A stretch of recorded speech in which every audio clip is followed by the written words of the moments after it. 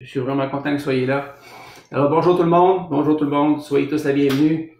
Un grand moment pour moi aujourd'hui, mon premier live à vie. Ça fait longtemps que je veux faire ce live-là, puis ça n'a comme jamais ben à donner. Alors aujourd'hui, c'est le temps. Je ne sais pas si c'est à cause de la période de confinement, mais on a tous un peu plus de temps devant nous, alors j'ai pris le temps vraiment de m'asseoir et de rédiger ce que j'avais à rédiger pour vous présenter ça aujourd'hui. Alors, comme je vous ai mentionné dans mon annonce que j'ai faite sur Facebook vendredi dernier, on va parler de la parole de Dieu. On va parler de Dieu. Je suis excité, vraiment excité de le faire. Puis en même temps, je suis un petit peu soucieux parce que c'est vraiment mon sujet préféré. Et soucieux parce que je sais que c'est pas nécessairement le sujet le plus populaire du ciel. Par contre, dans cet exposé-là, je vous fais une promesse. La promesse, c'est que je ne parlerai pas de religion. OK? Je ne vous parlerai pas de toutes les religions qui existent sur la Terre. Vous allez dire, pourtant, ça va être la même chose. Ben, détrompez-vous, c'est pas du tout la même chose. Parce que Dieu, c'est vraiment Dieu. Puis une religion, c'est vraiment une organisation d'hommes où il y a de l'homme. Et souvent, lorsqu'il y a de l'homme, vous savez qu'il y a aussi de l'hommerie. Alors, on ne mélangera pas les deux. Question de ne pas penser que je crois à telle chose parce que je fais partie d'une religion ou pas. On va parler de Dieu seulement et on va parler de ce livre-là, ok, le livre qui est la Bible. Faut que je me base sur quelque chose de solide pour pouvoir être capable de vous jaser ce matin, ok? Parce que naturellement, l'homme, il connaît pas Dieu naturellement. Pour le connaître, il doit le chercher. Parce qu'à la base, l'être humain, il connaît pas vraiment grand-chose, ok? Ce qu'il connaît, il l'a appris, tout simplement. Il y a une chose aussi que l'homme a vraiment beaucoup de difficultés à faire, l'être humain, je parle bien entendu, c'est d'évaluer les choses avec précision. Okay? Si je vous demande quelle est la température qui fait présentement dans la pièce où ce que vous êtes, là, c'est sûr que vous allez hésiter, vous allez peut-être vous risquer pour 1 degré, mais pour me fournir une réponse précise, vous allez aller voir votre thermomètre, puis vous allez me dire, ben écoute, il fait 18, 19, 20, tout dépendant. Si je vous demande le poids des choses, ça prend une balance. Si je vous demande de quelle vitesse qu'on va en automobile, ben vous allez regarder sur le speedomètre. Si je vous demande quelle longueur sont les choses, ben vous allez prendre une règle. L'orthographe, un dictionnaire, il y a plein de choses. La majorité des choses que l'homme veut évaluer, ça prend tout le temps une référence à quelque part. Alors la logique me dit quelque chose, parce que j'aime la logique, ok? C'est que si l'être humain n'est pas capable d'évaluer avec précision les choses qu'il voit, comment peut-il faire pour évaluer avec précision les choses qu'il ne voit pas, comme le côté spirituel, comme Dieu? Ça prend donc une référence aussi pour vraiment connaître les choses de Dieu. Okay? Et la seule référence qui existe présentement, ça s'appelle la Bible. Okay? Et je sais que c'est pas un livre qui est très, très populaire. C'est à peu près le livre le plus imprimé au monde. C'est le livre le moins lu au monde. Mais ça prend une référence. Puis en même temps, ben, je vous entends dire, ben voyons donc, on sait bien que la Bible, ça a été écrit par des hommes. On peut pas trop se fier là-dessus parce que ce sont des hommes comme nous. Écoutez, vous avez raison, la Bible a été écrite par des hommes, mais sous l'inspiration du Saint-Esprit. Dieu a inspiré. Vous allez comprendre si je vous dis que ces hommes qui ont écrit la Bible étaient comme des crayons. Vous savez, quand vous prenez votre crayon et que vous écrivez quelque chose, je pourrais facilement vous dire que c'est pas vous qui avez écrit ça, que c'est votre crayon. Comprenez-vous? Mais c'est vous qui avez guidé le crayon pour qu'on puisse l'écrire. Et Dieu a fait la même chose. Dieu a guidé des hommes pour écrire dans la Bible comme telle. Mais pourquoi ce livre-là est si fiable? Il y a une chose qui est vraie, c'est que sans contredit, là, je suis certain, parce qu'écoutez, ça fait comme 25 ans que je lis là-dedans, ce livre-là, presque à chaque jour, j'ai jamais été capable de le prendre en défaut. D'un couvert à l'autre, ok? D'un couvert à l'autre, ça veut dire du livre de la Genèse, aller jusqu'à l'Apocalypse, à la fin, il n'y a rien qui, doctrinalement parlant, se contredit. Ok? Il n'y a rien qui se contredit. Cette écriture-là est basée, c'est 66 livres, premièrement, 66 livres, non pas juste un seul livre, d'où vient le mot Bible, biblio, bibliothèque. 66 livres qui ont été écrits sur une période de 1400 ans. Peut-être plus un peu, là, ou moins, là, mais 1400 ans, puis ça a été écrit par à peu près comme 40 et 45 personnes différentes. Si jamais il y avait une seule erreur dans ce livre-là, je pourrais même pas m'y fier. Je pourrais même pas être ici devant vous pour vous jaser de ce livre-là. Parce qu'il risquerait d'avoir des erreurs dans ce que je pourrais vous annoncer comme tel. Maintenant, vous pouvez vous demander, qu'est-ce qui a fait que tu as été attiré par ce livre-là? Ben écoutez, c'est simple, c'est parce qu'un jour, mon train de vie a fait que je me suis retrouvé en burn-out. Et ça, c'est arrivé en 1993, effectivement. Je me suis ramassé en burn-out. Et je vous épargnerai tous les détails, là. Et j'ai dû prendre une pause dans ma vie pour me refaire une santé. J'ai dû tout remettre en question, ok? Et cette remise en question-là est passée aussi par le domaine de la spiritualité.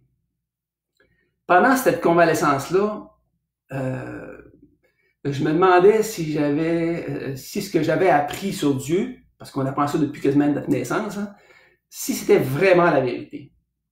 Parce que si je serais venu au monde dans une famille qui était d'une autre religion, comme exemple le bouddhiste, comme témoin de Jéhovah, ou comme pentecôtiste, ou comme baptiste, ou comme quoi que ce soit, probablement que je serais dans cette religion-là aujourd'hui. Pas sûr à 100%, mais probablement, un peu comme tout le monde, sont venus au monde catholique et ils sont encore catholiques. Mais je n'étais pas capable de me résoudre de ne pas savoir quoi qui se passe après la mort. Depuis que je suis tout petit, qu'on me dit que je dois faire de bonnes œuvres, que je dois faire la charité, que je dois aimer mon prochain, que je ne dois pas mentir, bref, que je dois faire de mon mieux pour que je puisse avoir la vie éternelle. Ou aller au ciel, tout simplement, comme on entend souvent. Je me posais toujours cette question-là. Aller où la ligne qui fait que j'en ai assez fait pour être certain d'avoir la vie éternelle que Dieu me promet après?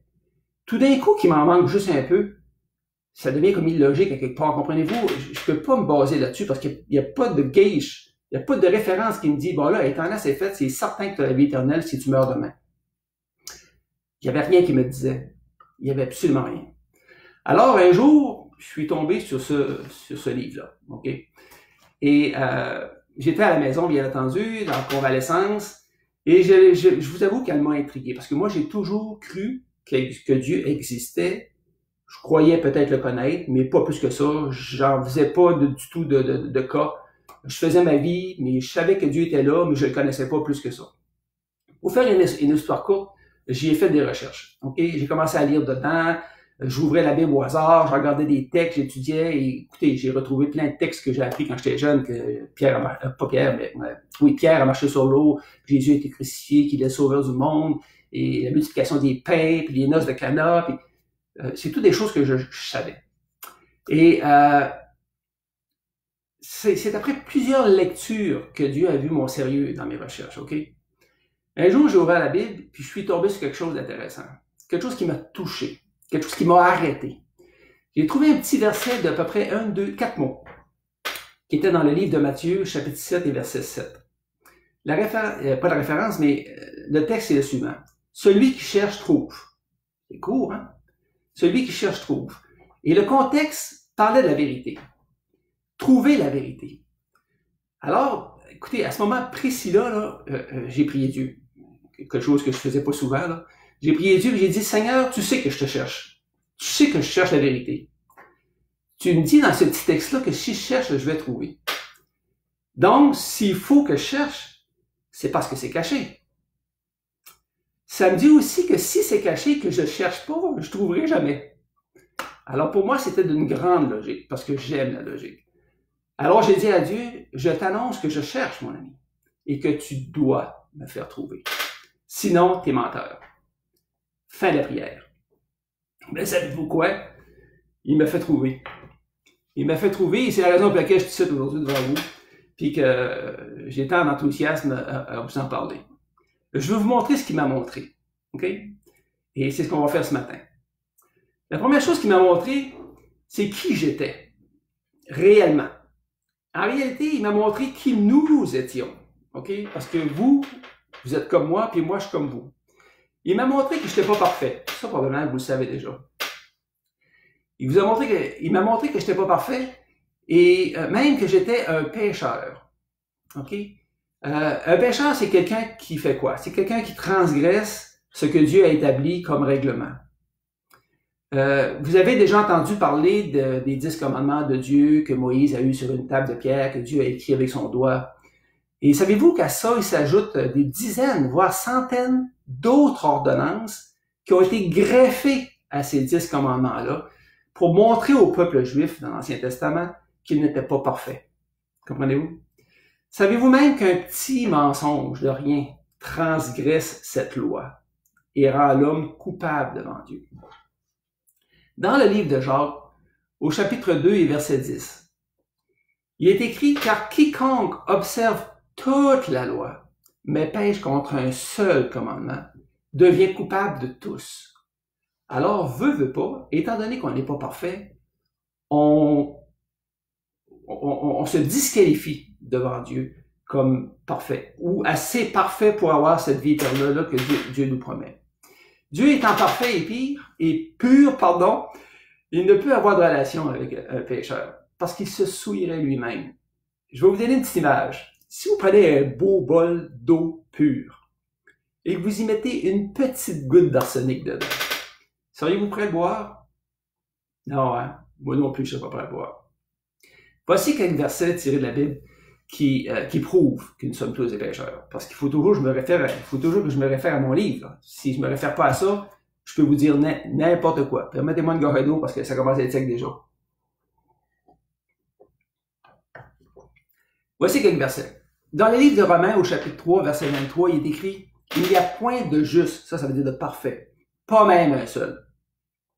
Dans le livre de Romains encore, chapitre 3, même dans le même chapitre, c'est écrit que car tous ont péché et sont privés de la gloire. Donc, à cause du péché, on nous prive de cette relation-là avec Dieu. Okay? Et en voici un dernier, dans le même livre encore, chapitre 6, verset 23, « Car le salaire du péché, c'est la mort. » Le salaire, c'est la paye. Hein? Vous savez, ce que ça donne comme résultat, le péché, ça fait la mort. Et là, je vous parle pas nécessairement de mort physique. Oui, mais pas juste ça. On parle de mort spirituelle. La mort spirituelle, c'est l'absence de contact avec Dieu. Donc, tous ces versets nous indiquent que nous sommes tous perdus, sans exception, et il est bien important de comprendre ça. Ça veut dire quoi d'être perdu? Être perdu, ben écoutez, c'est d'être privé de la présence de Dieu. C'est d'être tous, sans exception, voués à l'enfer pour l'éternité parce que nous sommes tous des pécheurs. Mais là, je viens de dire un mot qui fait peur, là, le mot enfer, n'est-ce pas? Plusieurs disent, écoute, l'enfer, ça n'existe pas. Certaines religions même disent que ça n'existe pas. Et moi, je vous dis que ça existe. OK? Je vous dis que ça existe parce que dans ces Écritures, là, Dieu en parle plus que le ciel. La raison est simple, c'est parce qu'il veut pas qu'on y aille, tout simplement. OK? Et à la base, l'enfer n'a pas été créé pour l'homme. L'enfer a été créé pour Satan et ses anges. Et étant donné que l'homme a désobéi au début de la création, l'homme est voué à cet endroit-là non plus. L'enfer, c'est quoi? C'est un endroit sans Dieu.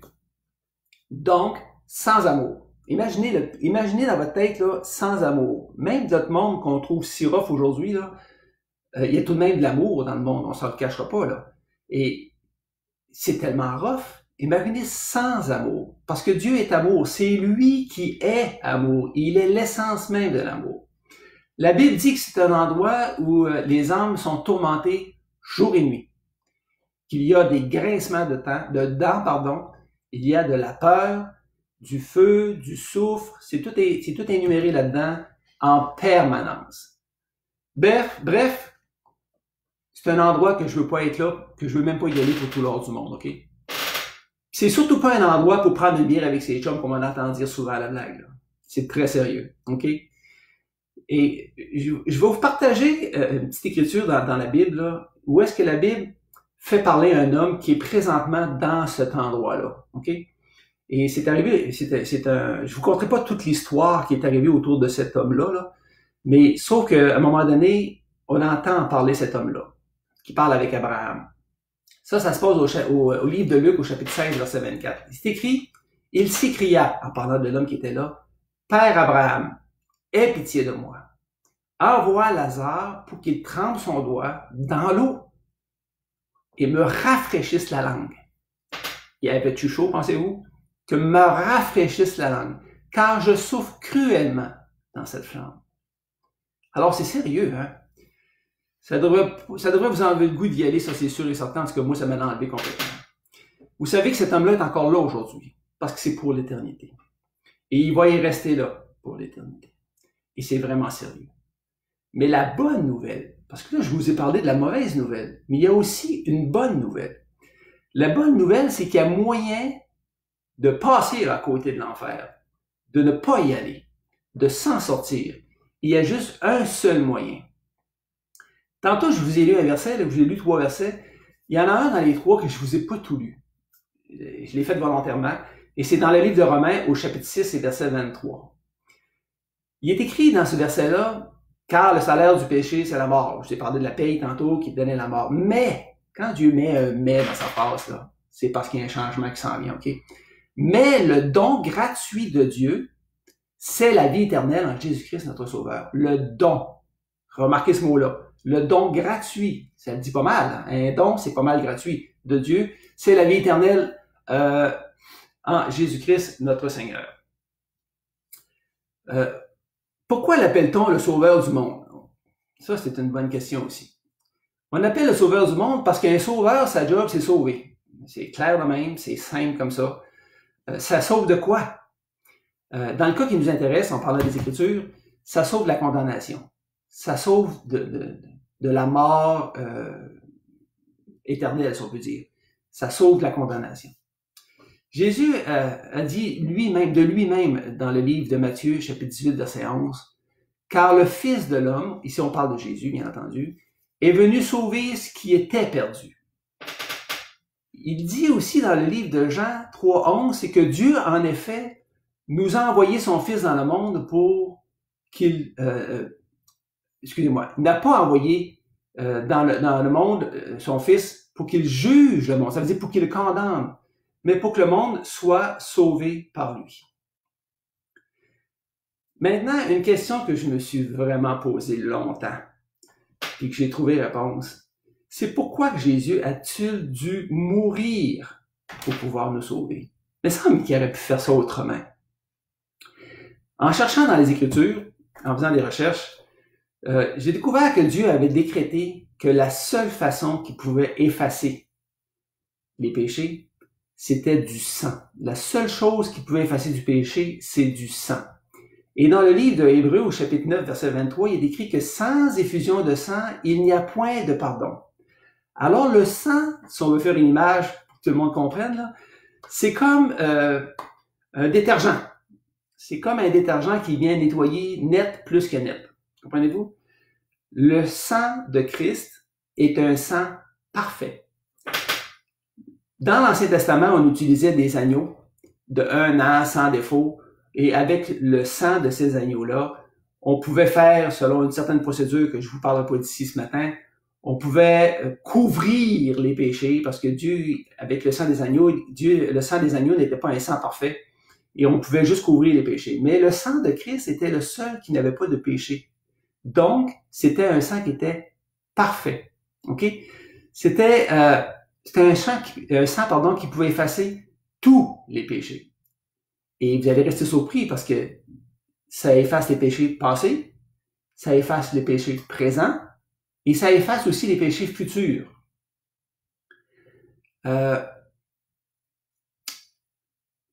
Lorsque les péchés de quelqu'un sont effacés à cause du sang de Christ, la Bible dit que cet homme-là est sauvé. Mais savez-vous quoi? Il est sauvé de la condamnation. Il est sauvé de l'enfer. Puis il n'y a aucune condamnation pour cette personne-là. Dans le livre de Romains, au chapitre 8 et le verset 1, il nous dit qu'il n'y a donc maintenant, textuellement, je vous le lis, là, il n'y a donc maintenant aucune condamnation pour ceux qui sont en Jésus-Christ. Aucune condamnation à cause de ce sang-là parfait. C'est pour ça qu'ils l'ont mis sur la croix. Son sang a été versé. Le sang qui a été versé, là, c'est ce sang-là. Bon, bougez pas, mon téléphone sonne, on va calmer ça tout de suite en partant. On va baisser le volume. Et vous, c'est une chose que je n'ai pas pensé de faire pantoute, hein? On va le faire, vous êtes là. Bon, voilà. Je m'excuse. Alors, comme je vous disais, il n'y avait aucune condamnation. Maintenant, voici 2 questions. On dit que Jésus est le Sauveur, que son sang efface les péchés, et que les gens, en mettant leur foi dans Jésus-Christ, passent à côté de l'enfer, n'iront pas à l'enfer. Est-ce que Jésus est mort pour tout le monde? Ça, c'est une première question. La réponse est oui, sans exception. Ma deuxième question. est-ce que tous vont être sauvés parce que Christ est mort pour eux? Je répète, est-ce que tous vont être sauvés parce que Christ est mort pour eux? La réponse est non. Et vous allez me demander pourquoi, ok? Dieu nous a créés à son image, c'est-à-dire avec la capacité de choisir. C'est une des belles choses qu'on a dans notre monde, c'est qu'on a le choix de croire en qui qu'on veut, de ne pas croire ou de croire. Okay? Je vais vous donner une illustration qui va vous aider à bien comprendre. Supposons que j'organise un grand spectacle ici dans ma ville et que la vedette du spectacle sera un artiste mondialement connu comme un bon musicien, le meilleur musicien qui existe. OK? Depuis, je vous annonce que le coût du billet, là, normalement, il serait tellement élevé, l'artiste me coûte tellement cher à avoir que vous ne pourriez même pas vous le permettre. Même si vous avez de bonnes économies à la banque, vous ne pourriez même pas vous le permettre. Mais dans un élan d'amour, vous me connaissez, je vous annonce que le spectacle sera totalement gratuit. Le seul effort que je vous demande, c'est de prendre les billets et d'y assister. Alors, j'imprime des billets pour tout le monde et je vous laisse libre d'en prendre un pour vous permettre d'assister au grand spectacle. Croyez-vous que tout le monde va prendre des billets? La réponse est non. Parce qu'il y en a plusieurs qui vont prendre des billets, ça c'est certain.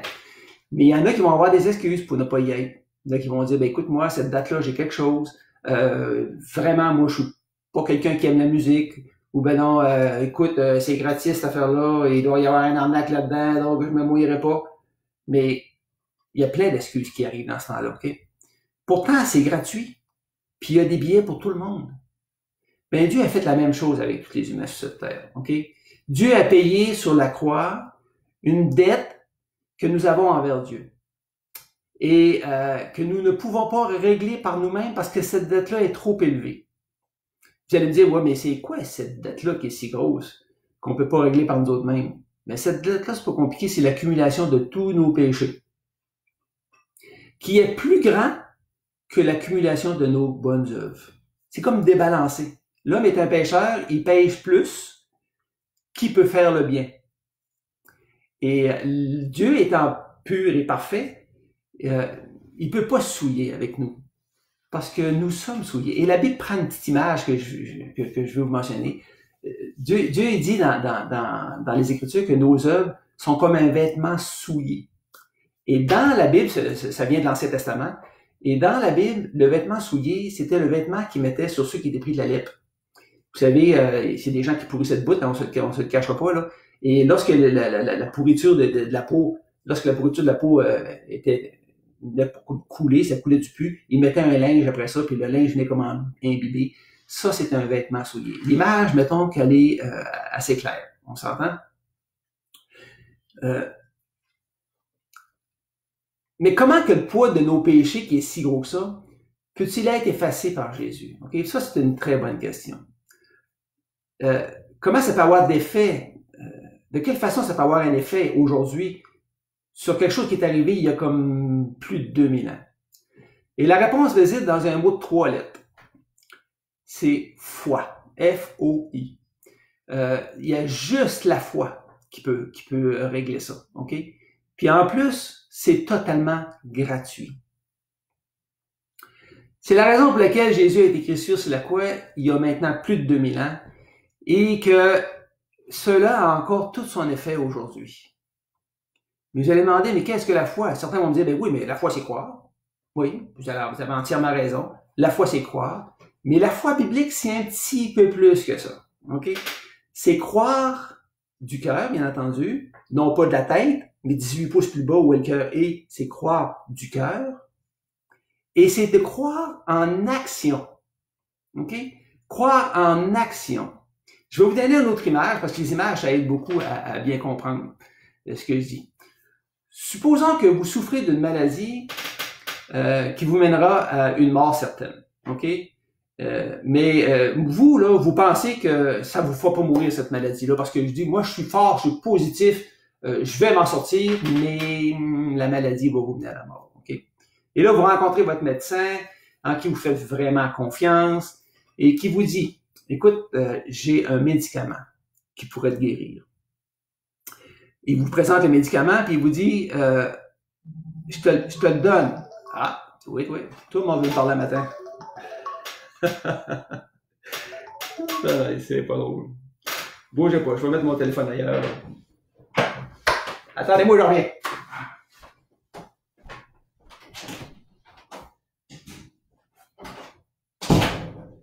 Ah! Je ne vais surtout pas être dérangé. OK. Je parlais de la maladie, puis le médecin, il dit, j'ai un médicament pour toi qui va te guérir. Puis il vous présente le médicament, puis il dit, en plus, je te le donne. OK? Prends un comprimé par jour, une fois par jour, puis tu vas être guéri. Alors, vous partez avec de chez le médecin, pardon, tout heureux, et vous arrivez chez vous. Vous avez deux choix.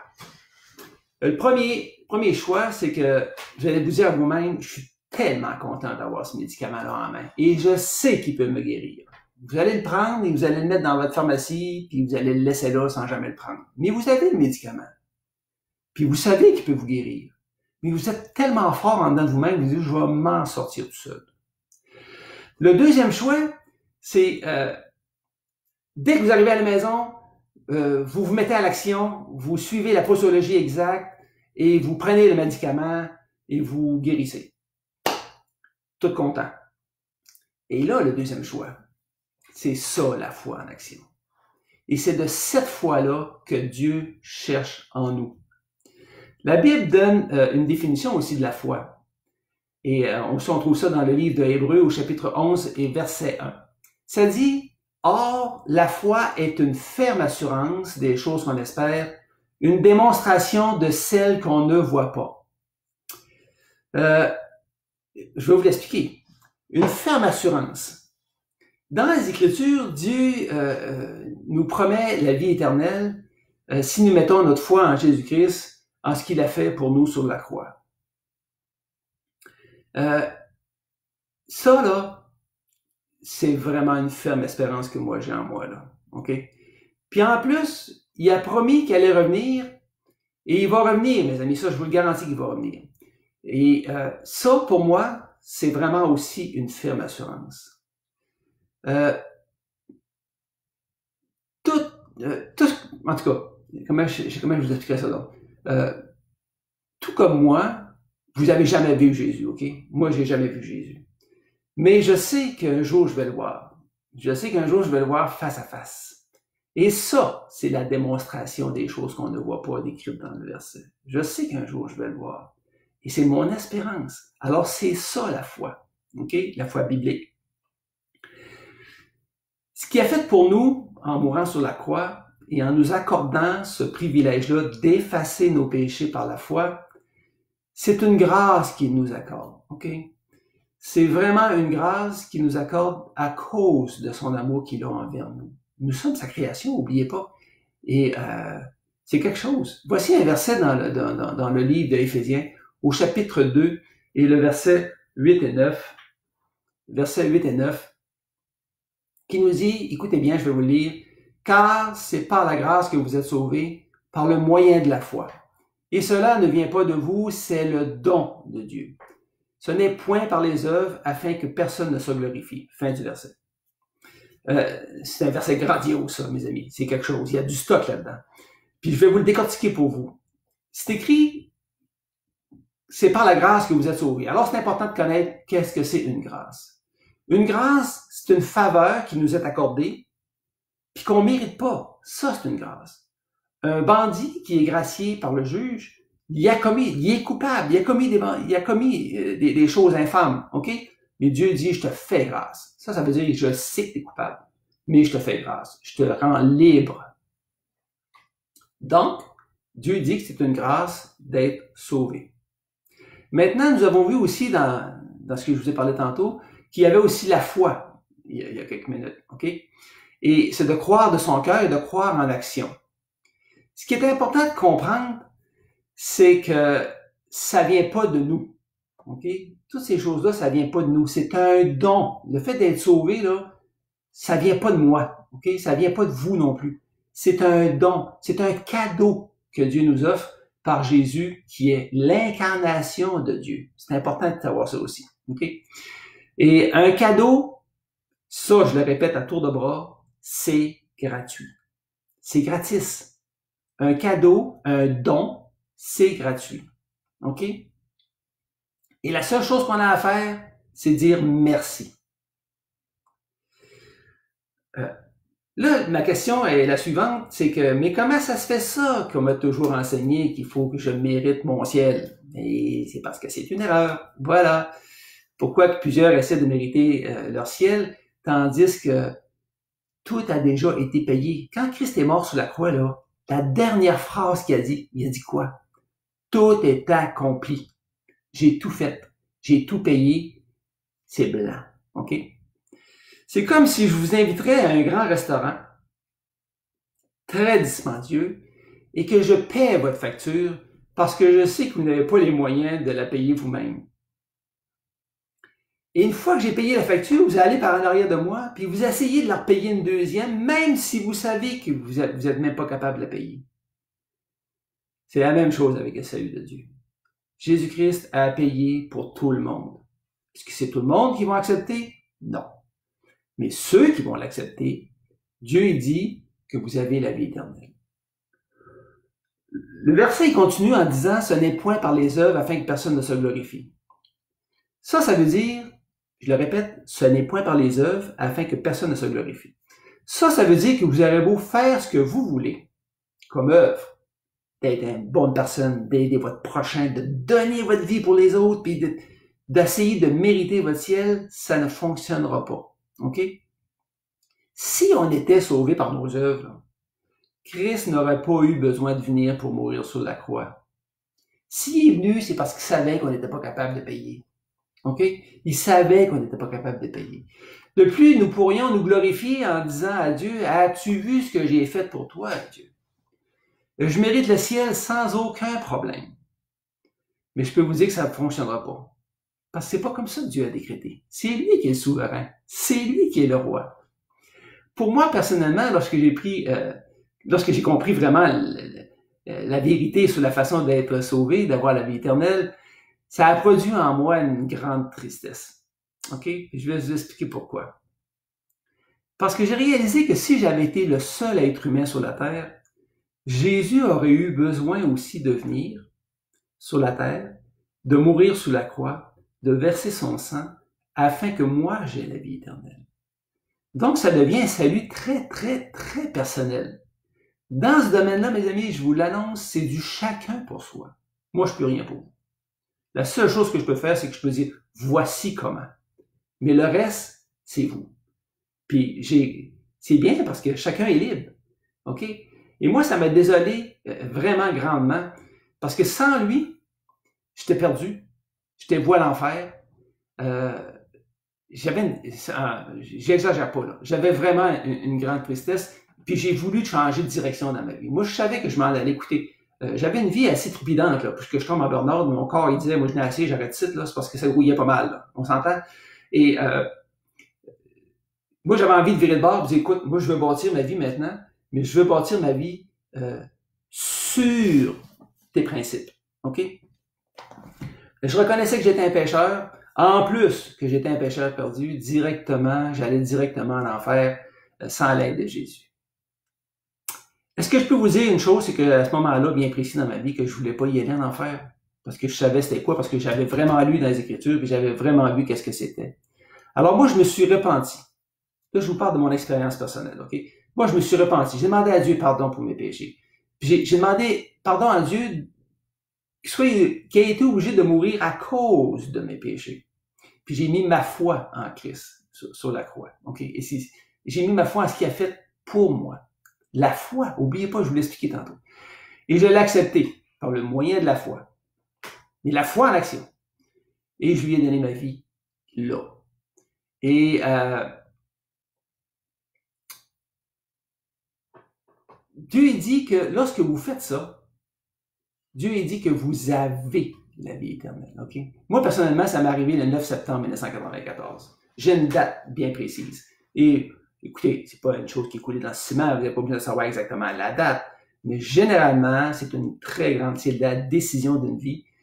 Ça m'est arrivé le 9 septembre 1994 et j'étais au bord du fleuve dans mon ancien chalet que j'avais à Pointe et je lui ai donné ma vie. Là. Je me suis rendu compte que sans lui, je pouvais rien puis que j'ai donné la place. J'ai dit, prends ma place puis chauffe à cette heure. OK? Puis Dieu appelle ça une nouvelle naissance. Parce que le compteur de ma vie a été remis à zéro là. Péché, pardonné, on part à zéro. Là, les œuvres que je fais pour Dieu sont comme, je dirais, importantes. Pas pour mériter mon ciel, mais pour lui dire merci pour ce qu'il a fait pour moi. Okay? Et le verset dans 1 Corinthiens 2,19, il appuie ce que je viens de vous dire. Écoutez bien, c'est écrit « Si quelqu'un est en Christ », ça veut dire « si quelqu'un est sauvé », il est une nouvelle créature. Les choses anciennes sont passées, voici, toutes choses sont devenues nouvelles. La Bible dit aussi que le Saint-Esprit vient habiter en nous et qu'il nous façonne. Je vous le dis, mes amis, tout change. Moi, ça m'est arrivé, je l'ai vécu, je peux vous le dire. Mais par contre, vous savez, je suis encore un pécheur. OK? Je veux pas que vous pensiez que je me mets au-dessus de tout le monde, là. Oubliez ça. Je suis encore un pécheur, mais la différence, c'est que je suis un pécheur pardonné. Oh, ça, c'est important. C'est ça, la différence. Est-ce que la vie est plus facile pour moi? Pas du tout. J'ai des problèmes comme tout le monde, et ne vous en faites pas, j'ai tous mes problèmes, j'ai mes tracas, comme tout le monde. Mais je suis pardonné. Une chose est certaine, c'est que, ça me rassure, c'est que l'enfer, c'est pas pour moi. C'est clair comme ça. C'est pas pour moi. C'est un gros fardeau de moi dans ma vie. La Bible dit dans le livre de 1 Jean, au chapitre 5, et versets 11 à 13, et voici ce qu'il dit. Et voici ce témoignage. C'est que Dieu nous a donné la vie éternelle et que cette vie est dans son Fils. Celui qui a la vie, celui qui a le Fils a la vie. Celui qui n'a pas le Fils de Dieu n'a pas la vie. Je vous écris ces choses afin que vous sachiez que vous avez, et on parle au présent là, que vous sachiez et que vous avez la vie éternelle, vous qui croyez au nom du Fils de Dieu.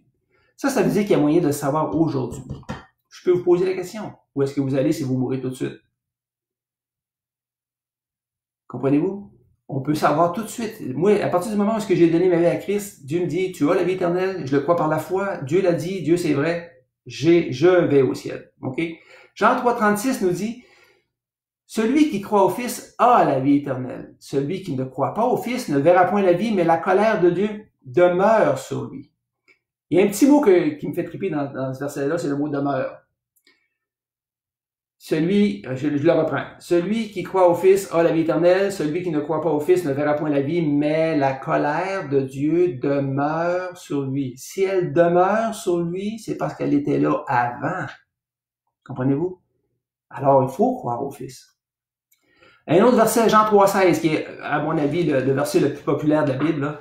Car Dieu a tant aimé le monde qu'il a donné son Fils unique, afin que quiconque, et le mot quiconque, là, vous pouvez mettre votre nom à sa place là, afin que Philippe croit en lui, ne périsse point, mais qu'il ait la vie éternelle.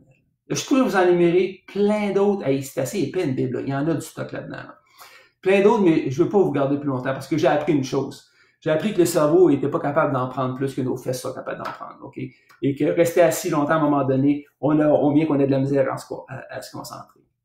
Moi, j'espère que cette petite étude-là peut vous avoir aidé à comprendre le plan de Dieu pour chacun d'entre nous. Ma question ce matin, c'est simple, êtes-vous sauvé? Si vous mourrez demain matin, ou demain soir, ou tantôt, savez-vous où est-ce que vous allez? C'est tellement important de savoir. C'est tellement important. Si vous avez des questions, OK, peut-être qu'il y a plein de questions qui sont arrivées là. Puis ça, c'est quelque chose que je peux comprendre. Moi, j'ai pas compris tout ça la première journée, moi là. On parle de moi là, OK. Avant que je digère tout ça, puis que je mette tout ça en place, puis que je me suis fait aider par des gens qui connaissaient les Écritures. Puis je regardais, je vérifiais. L'important, c'est toujours de vérifier dans le livre. OK, c'est ça qui est important. Si le livre le dit, c'est correct. Il faut vraiment prendre chacun des textes, les mettre vraiment à leur place, dans leur temps, et savoir les contextes. On parle de qui, là? On parle de quoi? Et c'est très, très important. La seule façon, je vous l'ai expliqué tantôt, repentez-vous de vos péchés, acceptez par la foi ce que Christ a fait pour vous.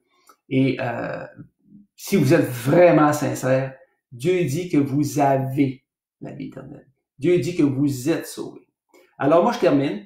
Je termine avec un dernier verset, qui est 1 Pierre, dans le livre de 1 Pierre, chapitre 1 et verset 8. C'est tellement un beau verset, écoutez bien. Vous l'aimez sans l'avoir vu. Vous croyez en lui sans le voir encore. Vous réjouissant d'une joie merveilleuse et glorieuse, parce que vous obtiendrez le salut, ça veut dire la vie éternelle, de vos âmes pour le prix de votre foi. Parce que vous avez cru par la foi, ça va vous donner cette vie éternelle-là. Et mes amis, c'est gratis. Vous dites comme Rogatien, c'est gratis. C'est pas compliqué. Là, j'ai le goût de vous dire que la balle dans votre camp, mais je veux pas être le mauvais garçon, là, OK? Mais je veux vous arrêter. Arrêtez-vous pour y penser. Si vous avez des questions, servez-vous de mon Messenger sur ma page personnelle. J'ai pas honte de ça. Posez-moi des questions, puis je vous garantis que je vais vous répondre, OK? Puis, je vais vous répondre sans vous juger pour ça. C'est important, ça. Alors, je vous dis merci. Écoutez, probablement que la semaine prochaine, je vais être encore là à même heure, même poste. La semaine prochaine, c'est Pâques. Je vais faire probablement une étude sur Pâques. Pourquoi Pâques? D'où ça vient Pâques? Qu'est-ce que ça implique? Jésus, résurrection, mort? Qu'est-ce qui s'est passé vraiment? Je vais tenter de faire une petite étude là-dessus. De toute façon, je vais faire une petite annonce sur Facebook comme j'ai fait vendredi prochain pour annoncer que ça va avoir lieu. Je vous invite encore à écouter. Je vous remercie d'avoir été là ce matin. Vous êtes un encouragement pour moi. Je suis vraiment content. Merci. Au revoir tout le monde. Bye bye.